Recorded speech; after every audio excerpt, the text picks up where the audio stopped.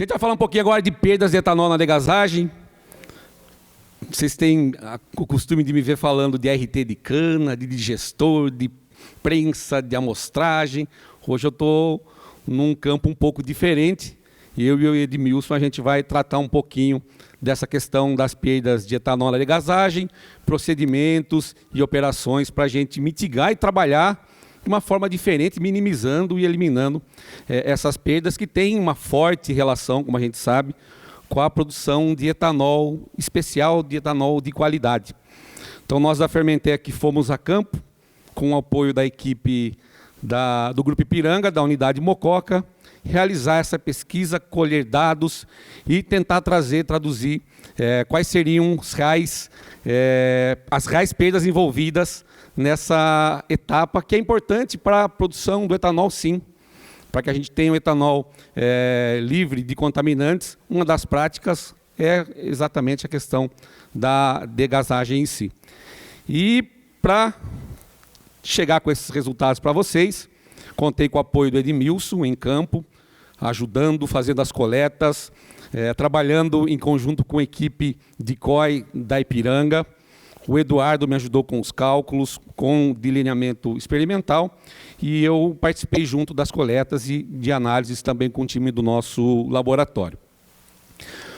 O objetivo dessa nossa pesquisa é efetivamente trazer resultados, avaliar medidas relacionadas às perdas de etanol na degasagem, principalmente nos condensadores E2 e R1, e relacionar com as temperaturas de trabalho. É um ponto pouco avaliado na rotina das destilarias hoje em dia, por conta da dificuldade de medição, né? A gente não tem esse acompanhamento rotineiro, porque a gente está falando de gases que são liberados lá na degasagem, vapores alcoólicos e outros contaminantes. A gente sabe que existem literaturas, mas ainda são poucas, e a magnitude dessas perdas ela ainda é pouco conhecida, muito discutida. A gente não tem um consenso, por exemplo, em temperaturas de trabalho dessas degasagens, dos condensadores, pensando em minimizar perdas e pensando na qualidade do etanol. Então, de posse dessa dificuldade de medir, de não ter o consenso, a gente foi a campo para tentar provar quais são os reais valores e o impacto dessa perda nas eficiências das unidades industriais. Como a gente comentou, nós temos uma complexidade para avaliação dessas perdas. Medir gases, coletar gases é algo que foge um pouco da nossa rotina. Então, nós partimos nesse alinhamento da pesquisa, em conjunto com a equipe da Ipiranga Mococa, com os nossos especialistas, numa abordagem indireta, ou seja, a gente partiu para fazer um trabalho voltado à medição indireta dessas perdas. Ou melhor, traduzindo para vocês, uma recuperação de etanol, considerando a sistemática de trabalho da unidade Ipiranga Mococa. Ou seja, o Grupo Ipiranga, eles trabalham com um sistema de recuperação, de lavagem desses gases. Então, a gente tem aqui a saída da degasagem, temos aqui a saída do R1, do E2, dos vapores alcoólicos e tudo mais. E nessa tubulação aqui, eles fazem a lavagem desses gases, recuperam essa água de lavagem, retornam para uma dorna volante e seguem trabalhando dessa forma, evitando maiores perdas na etapa de degasagem. Então, aproveitando essa sistemática de recuperação que eles têm, nós vamos tentar medir esse etanol recuperado para tentar inferir de forma indireta uma perda possível nesse sistema, nessa operação da degasagem. Então, através dessas medidas de teor alcoólico, volumes dessa água, com os teores alcoólicos e o volume de etanol produzido, nós fizemos uma relação do que poderia ser recuperado, do que estava efetivamente evaporando durante essa etapa do nosso processo. Claro que para a gente chegar lá nos resultados, a gente tem que fazer o delineamento experimental, o Eduardo me ajudou bastante nesse sentido. Testes prévios para adequar a metodologia, tínhamos uma série de perguntas, né? Será que o densímetro digital tem interferentes quanto a esses contaminantes das águas? Será que a gente precisa efetivamente ter um HPLC para medir o etanol direto? O densímetro não é suficiente? Que diluição que eu vou fazer nesse densímetro, gente? Vou passar direto no densímetro, vou fazer uma filtração, vou diluir 2, 4, 10, 20 vezes? Qual diluição que eu preciso fazer? Então, a gente tinha uma série de perguntas analíticas que a gente conseguiu responder. E aqui já adiantando para vocês, dá para a gente trabalhar com leitura direta no densímetro digital, é algo que facilita os próximos passos aí da nossa pesquisa.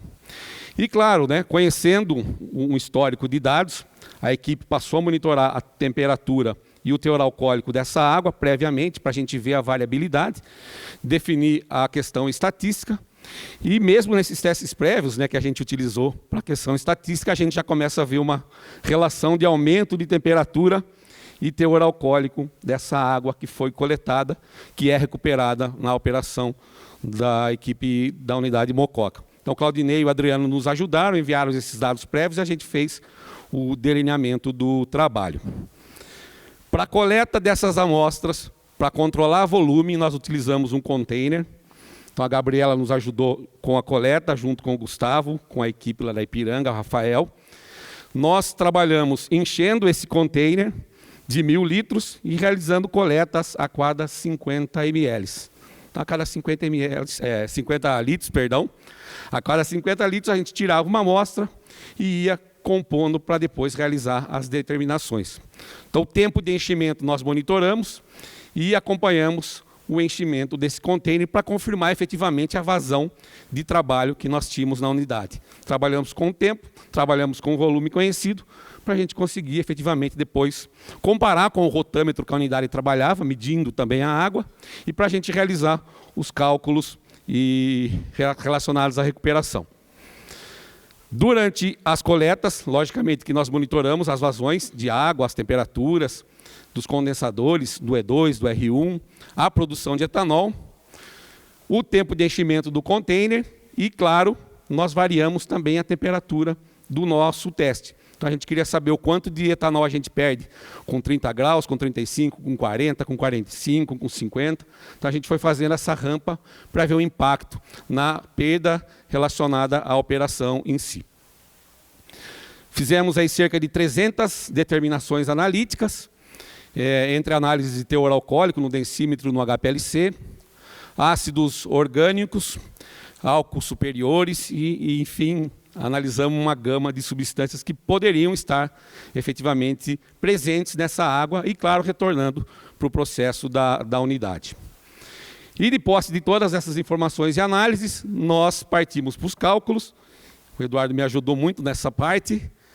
Fizemos os cálculos de etanol produzido por hora, de etanol recuperado por hora, recuperação por hora, litros de etanol recuperado lá no container, recuperação de etanol no período, litros de etanol no container recuperado por dia. E aí falamos de din-din também, né? Que é o que mexe no bolso da gente, né? Fizemos aí a recuperação em reais por dia e fizemos uma simulação em 200 dias de safra para a gente ver o impacto dessa perda na degasagem. E nesse caso aqui, como a gente falou, uma recuperação. Foi algo que a gente não efetivamente perdeu. Falando dos contaminantes, nós trabalhamos com toda aquela gama de substâncias que vocês viram e nós tivemos apenas uma relação positiva com temperatura, que foi com o acetato de etila. Não tivemos relações com as outras substâncias e muitas delas não apareceram no nosso trabalho. Logo a gente vai publicar esse trabalho no nosso portal e lá vocês vão poder ver com um pouco mais de detalhes todas essas substâncias, quais tiveram relações, quais não tiveram. Mas o que eu posso trazer de contaminantes para vocês é que apenas o acetato de etila teve uma relação com o aumento de temperatura, medindo na água recuperada na unidade. As demais substâncias, os demais contaminantes, muitos deles tiveram um comportamento bastante aleatório. Não se relacionaram com temperatura e muitos não apareceram. Ou seja, o sistema de recuperação de etanol, ele não recircula de forma efetiva contaminantes. Isso era uma preocupação que a gente tinha. Estar utilizando essa lavagem de gases, retornando esse material para o processo, poderia estar levando a concentrar dentro da dorna volante, da unidade, né, compostos indesejáveis para a qualidade do etanol. E por esse primeiro ponto de trabalho que a gente fez, a gente viu que nós não temos uma grande significância nesse sentido. Trazendo agora os resultados relacionados à recuperação. Notem que nós tentamos trabalhar em diversas faixas de trabalho, como eu comentei, mas que nós tivemos uma variação de resultados muito grande, porque foi difícil manter a temperatura estável durante os testes. Então nós tivemos variações de temperaturas que geraram variações de teor alcoólico. Quanto maior a temperatura, Edmilson me ajudou nessa parte lá, mais difícil foi manter, né, Edmilson?